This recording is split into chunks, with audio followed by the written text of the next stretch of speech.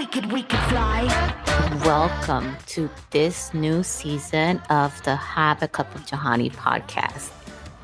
So I want to title this new season that I'm embarking on with I'm growing. So this is going to be the season of growth. And that's what I'm going to share with you throughout the season. So I thank you for coming over here and sitting with me. And I hope you enjoy. Hello, everyone. So I just woke up from a nap.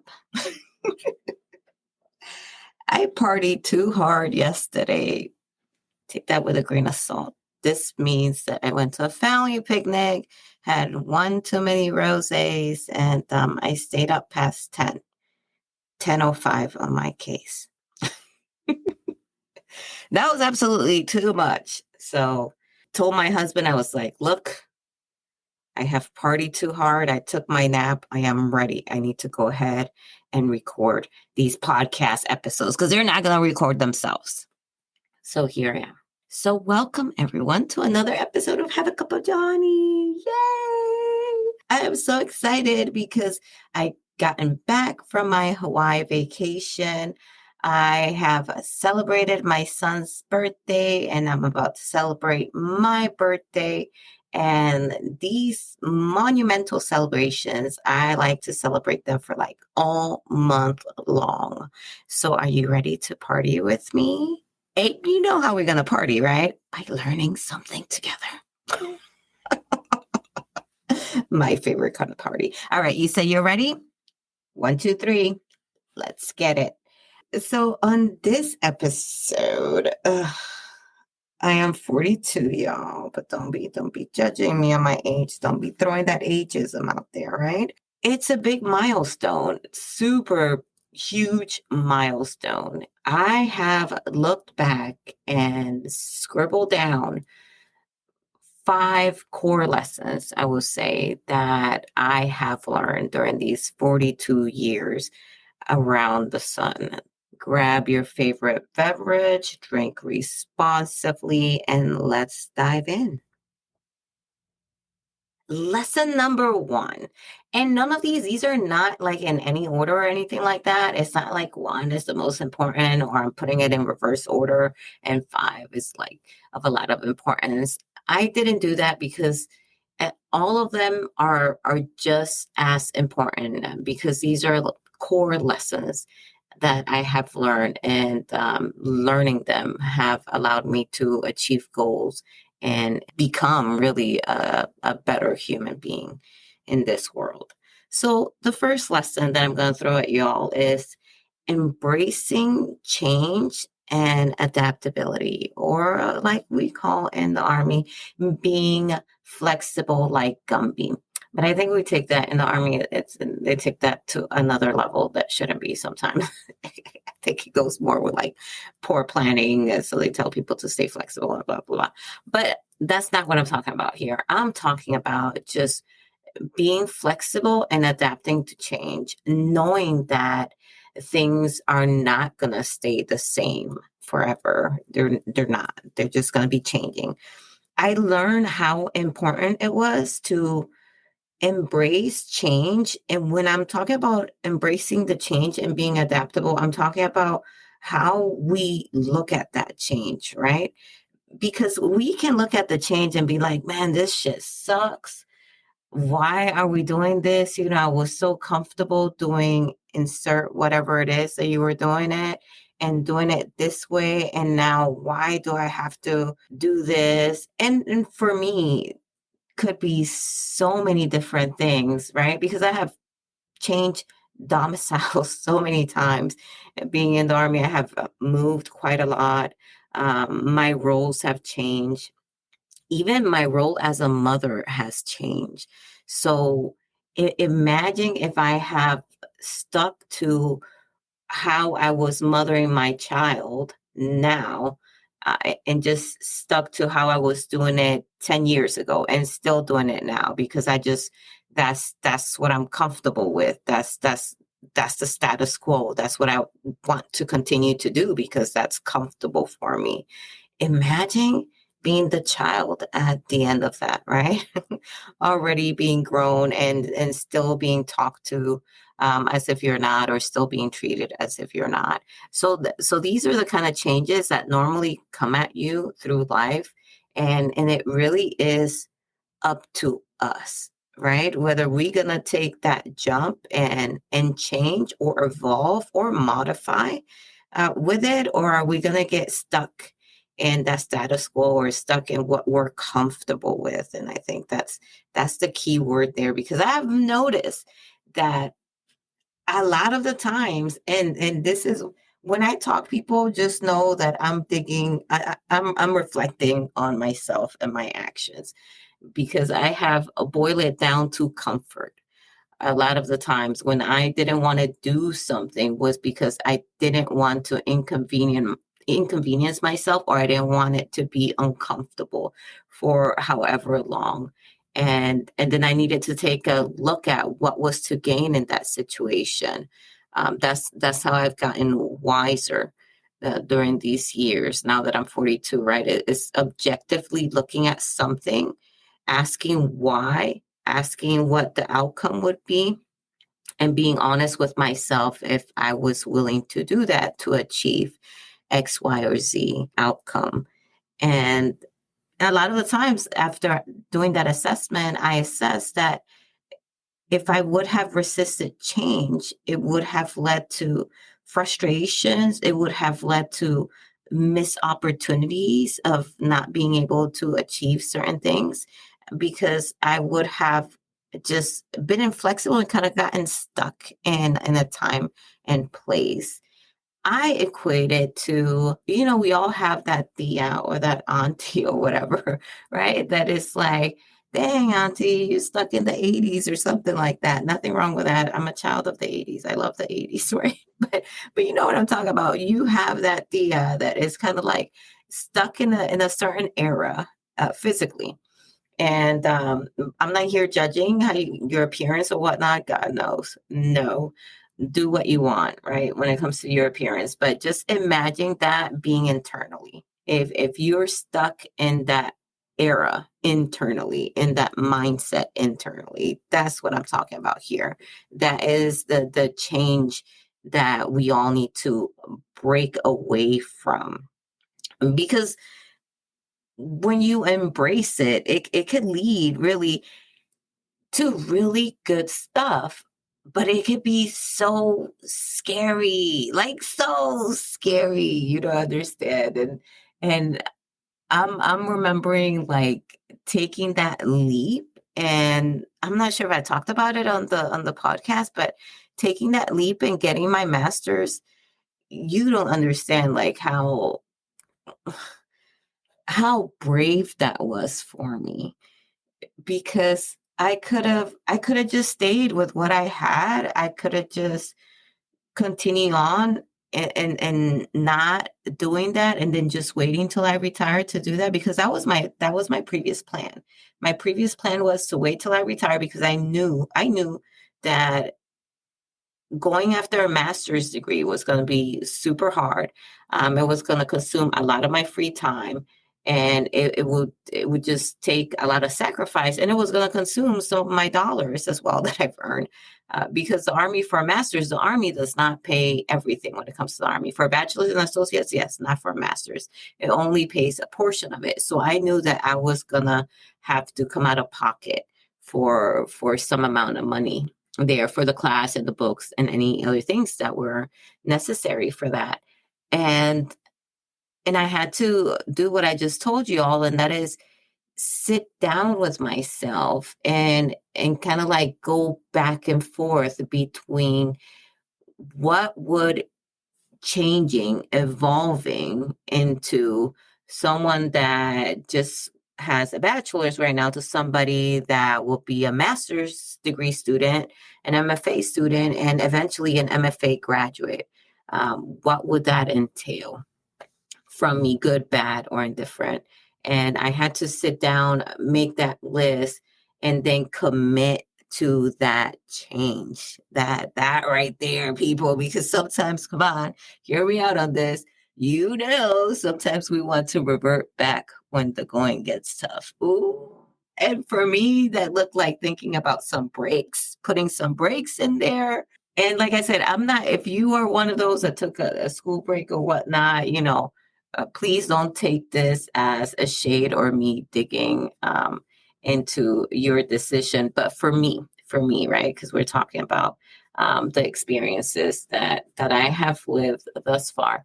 For me, in my past behavior, I knew that a break, I'm doing air quotes here, right?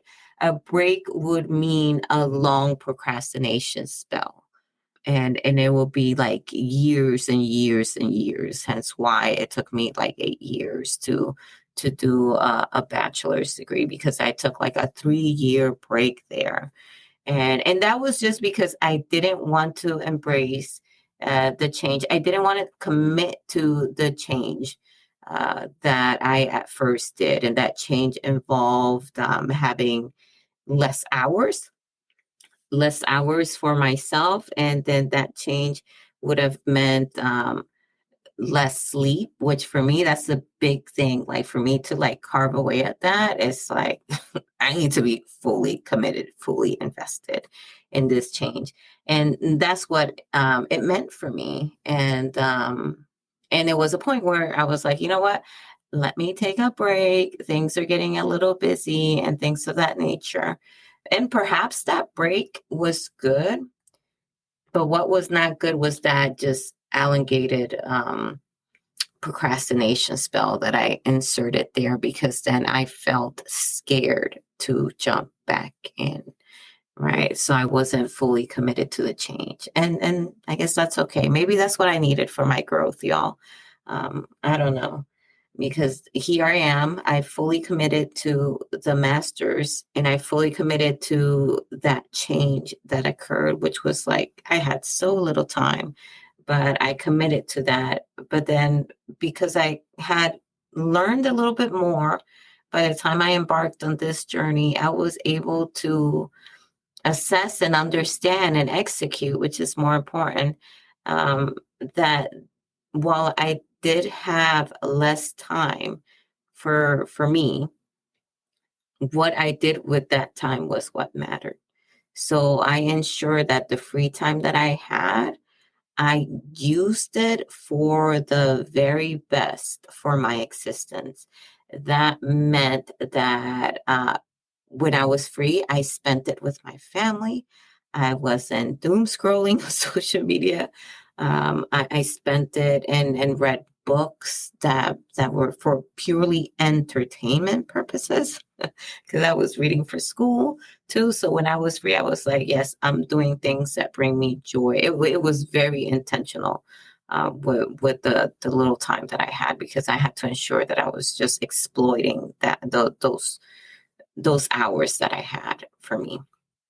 Embrace change and being adaptable. That is so important, because you want to evolve as life goes on.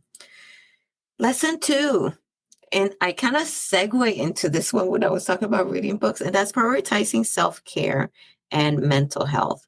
If you haven't heard me say this, the money I spent on therapy, it is like money well spent.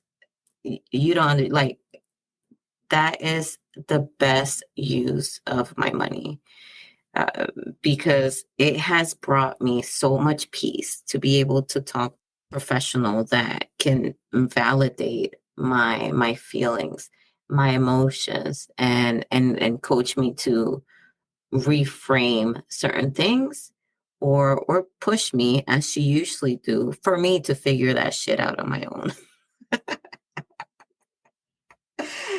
Yes, yes. And that, in essence, if you look at it, me making that decision, that was a decision to change too. So I can like totally use this for lesson number 1. But let's stick to lesson 2, right? Because we got to continue on with this conversation, y'all. So the day that I decided, I was like, because I was on another podcast. I was on the Robbing and Joy Save the World podcast. And unfortunately, we had to stop that one because scheduling conflicts, and I wasn't very committed to that time. So, but nevertheless, here we are on this one, on the Have a Cup of Johnny podcast. But Robin, she was talking to me about that one, about therapy, and how she had done it and how much worth it was. And I remember I was like, well, I don't know, I don't know. Uh, and I have read a lot of books, and I have done a lot of like self-care, I guess you could say, read the Four Agreements, and read other books like that. Certainly was digging into meditation at that point, and a lot of things that gave me that self-care that I needed, right? Where I was like etching away at the chaos that was me internally, and I was trying to find some peace internally while doing those things. But it was nothing to the effect of what a professional can do and did for me. And I'm not talking about like she accelerated things for me, but because they're professionals and they have seen some of these things that we have gone through, or have coach, or done therapy for patients with certain things, and trauma, she was able to direct me in a more direct path towards healing. That's the best way that I can put it.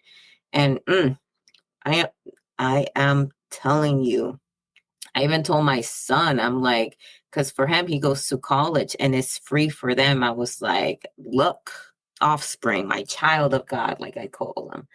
I was like, go see a therapist, go make you an appointment. He did one, and I'm not sure. I'm not trying to be too pushy, right? Because he's like a grown man now.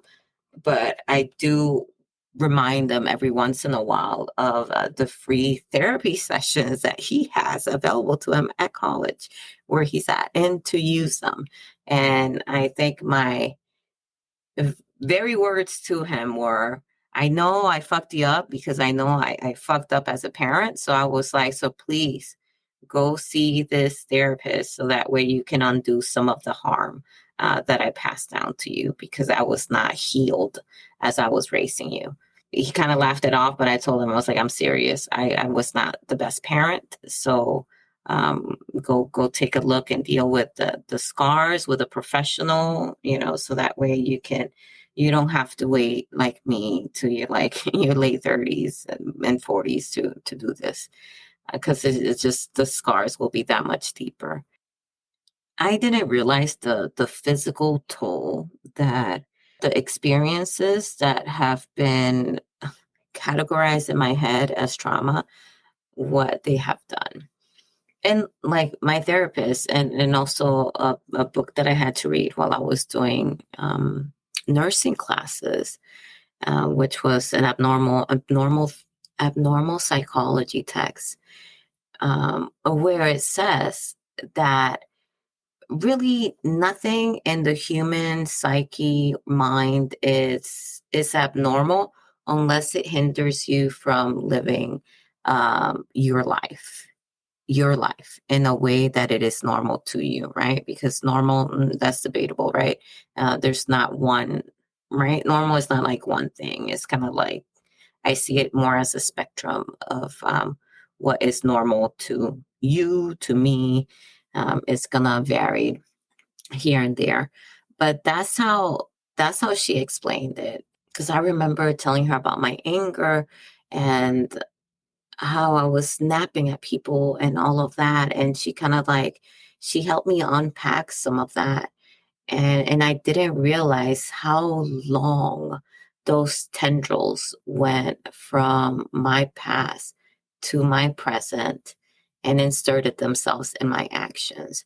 And I was in awe when, through her, I was able to find out that that was tethered to my past. And now, thankfully, because of that, I'm more self-aware, and I'm not that quick to judge myself, which just makes everything worse. And I'm also not quick to react. Now, I try to listen to that inner voice a little bit more. So that way I don't have a poor reaction to other people that have nothing to do with my past, have nothing to do with the scars that I have. And they just happen to be an innocent bystander per se with my poorly regulated emotions. So yeah, she helped me out a lot. And seeing her and now having self-care in a way that now I know what is wrong with me per se. So now my health, my not healthcare, I'm sorry, but my self-care is a little bit more effective because it's now that I understand myself a little bit more. Now I'm able to help myself better. So for sure, lesson 2, prioritize self-care and mental health. Go for it. Just go for it. If you were doubting yourself, take this as a sign to go ahead and get and seek help.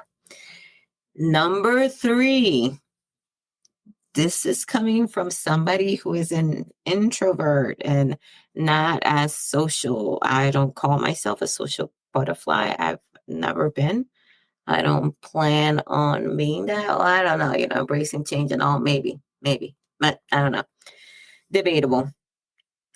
But lesson 3 will be to cherish your relationships and nurture connections. And I was talking to my friend Latanza not too long ago, and I told her, I was like, girl, my circle is very small. But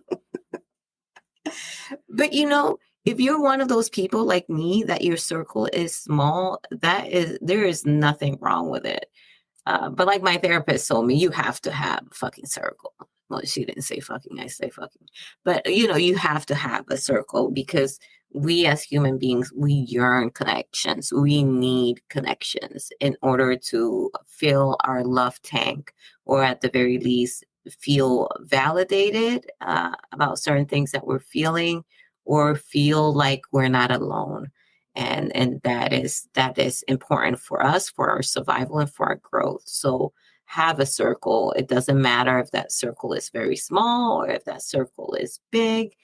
I like to say my circle is small, but I know everyone in that circle I can depend on and I can trust implicitly with my things. And that is really what I have nourished in throughout my life, and I'm trying to get better in my adulthood now to nourish relationships by just continuing to have communication with people, even with those people that I'm physically away from, because being in the army, we move quite a lot.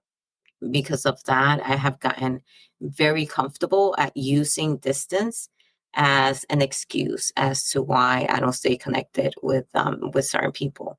And I am changing that. Ha ha ha. See how the lessons are coming back?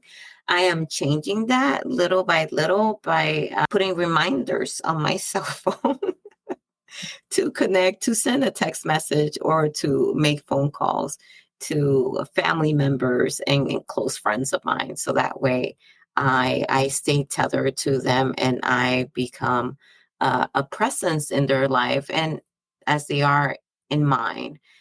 Because I realize now that while they may be in my circle, if I don't talk to them for too long, they may think I am not in their circle. And when I'm saying this, I'm not talking about like MySpace top 5 or whatever, right? I'm talking about, I want them to know that I am there for them, just like I perceive them as them being there for me. Understanding that they may not feel that because I haven't communicated that or communicated enough for them to feel that way. So that's what I'm talking about here, because communication is key, folks, right? Communication is key. And that is not type, but that is part of nurturing and keeping relationships alive.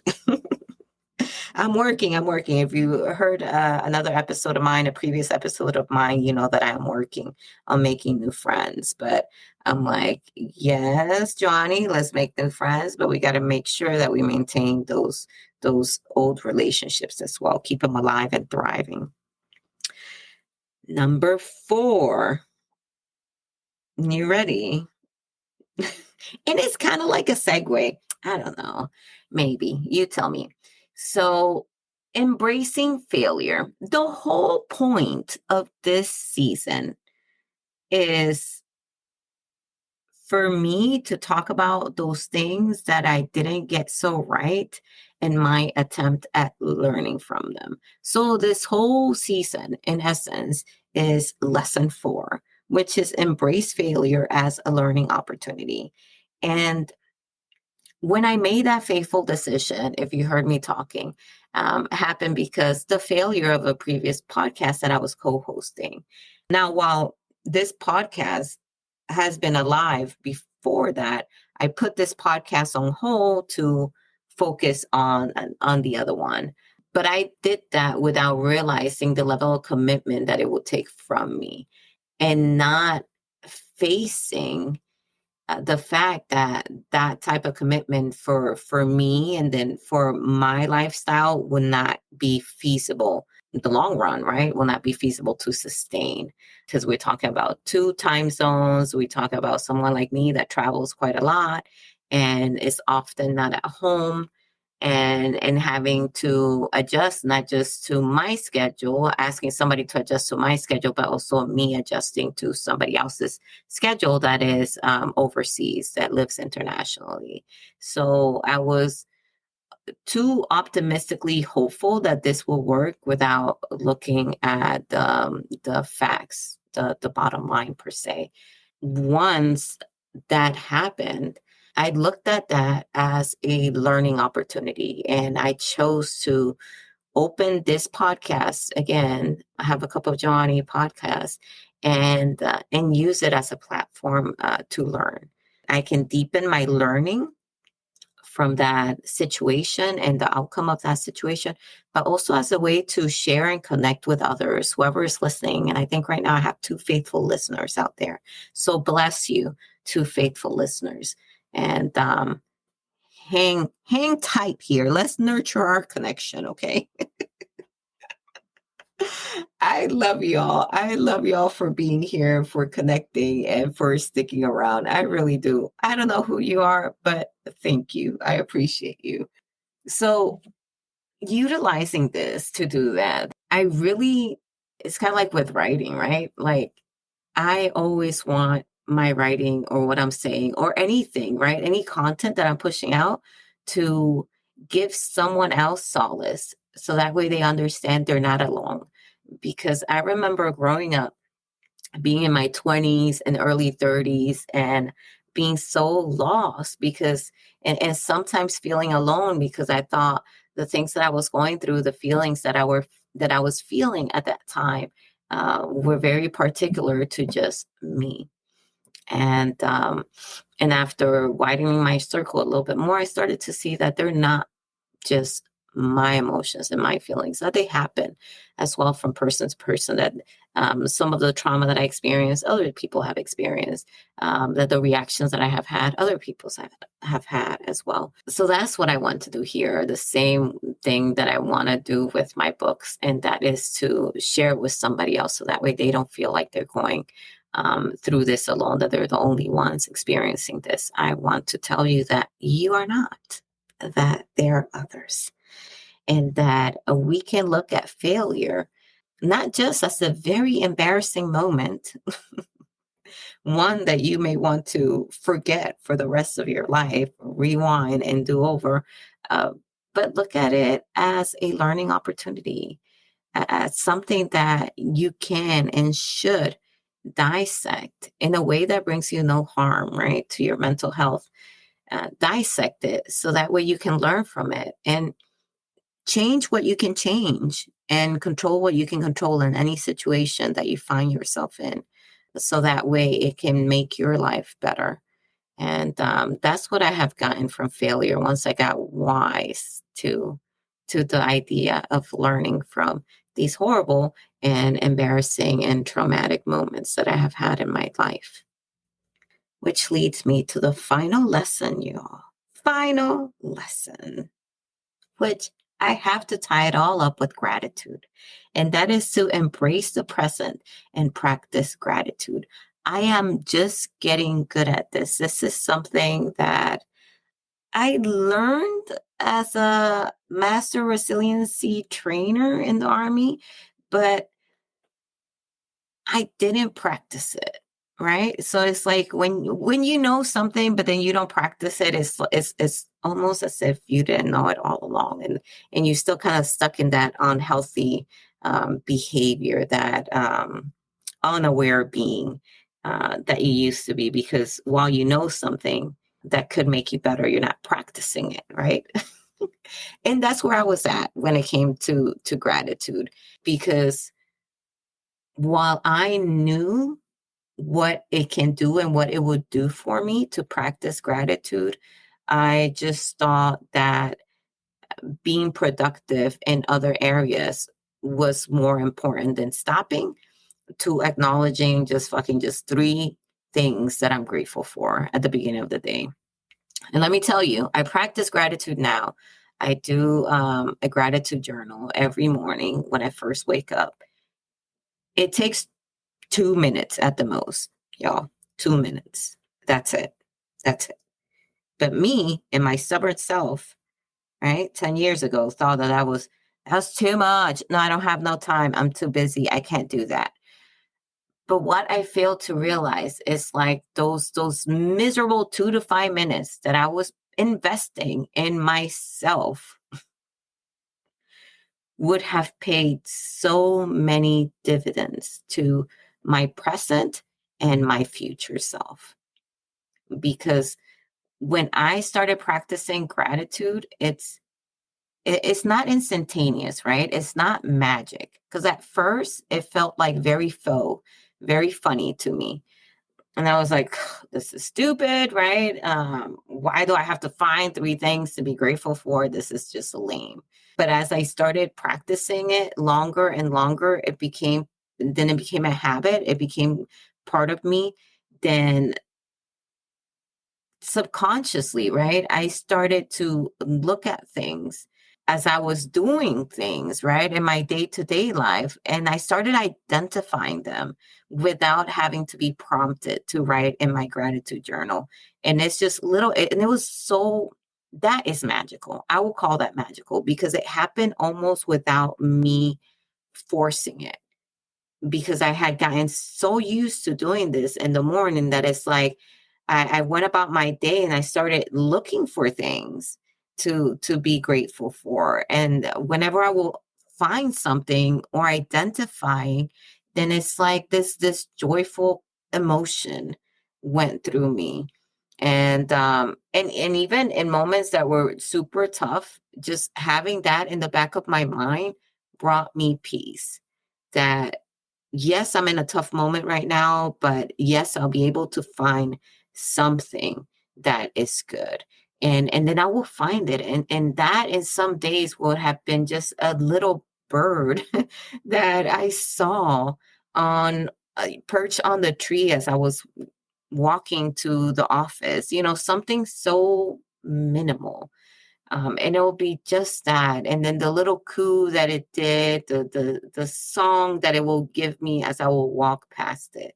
And it was just things like that that brought peace and joy in that moment.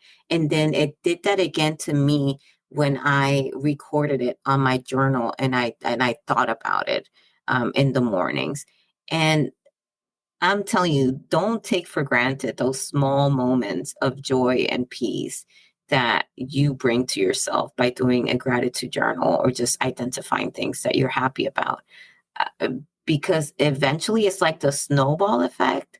Eventually, those small moments just become like so huge, like this ball of joy in your chest that it is just expanding and expanding and expanding until you're able to see joy, or you're able to see some sort of beauty even in your most toughest and challenging moments. And when that happened to me, that's when I knew. I was like, wow, you know, that small voice in my head told me, yeah, you could have been feeling that 10 years ago, but I was like, I shove that little voice aside and say, but I'm feeling it now. And that's what matters.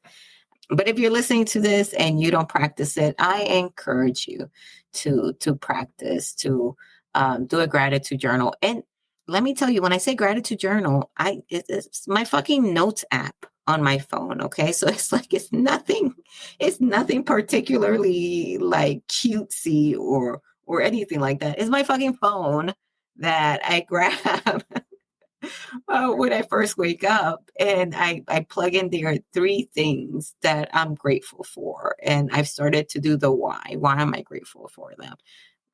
That's it. That's it. It's that simple. You can do it on a piece of paper. You can, some people set an actual legit notebook by their bedside. Whatever. It's up to you what works for you. But I highly encourage you to just do that. Try it. Identify 3 things that you're grateful for. And if you're feeling bougie, say why. and see what happens. Stick to that change and see what happens. All right, folks. So there you have it. Those were the 5 lessons that I learned after turning 42. Embrace change and adaptability, prioritize self-care and mental health, cherish relationships, embrace failure as a learning opportunity, and lastly, embrace and practice gratitude.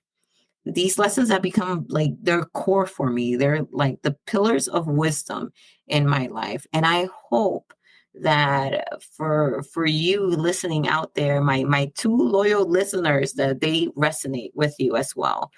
And hopefully you practice them. And if there's something else that you do that you have learned in your years of being on this earth and gaining some wisdom, please let me know in the comments, or send me an email at joa@haveacupofjoanny.com. Thank you for joining me on this reflective episode. We went a little longer than usual, but I hope you like it. And if you enjoyed today's discussion, make sure to subscribe and tune in for future episodes where we explore more lessons learned and, embarrassing failures and what we learned from them. Remember, life is a journey of learning and growth. And until next time, I'll see y'all. Bye. Oh, we could fly.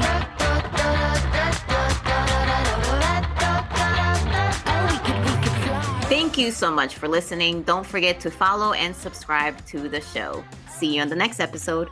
Bye. Oh, we could fly.